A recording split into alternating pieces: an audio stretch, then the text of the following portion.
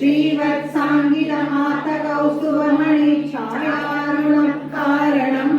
विश्वेशां तव रूपमैक्षरविधिः तत्ते विभो पातु मे कालाम्बोदकलाय कोमलरुचि चक्रेण चक्रं दिशा आवृण्वानमुदारमन्दहसितस्यन्दत्प्रसन्नाननम् राजत्कम्बुकधारि पङ्कजधर श्रीमद्भुजामण्डलम् सष्टुस्तुष्टिकरं वपुस्तव विभो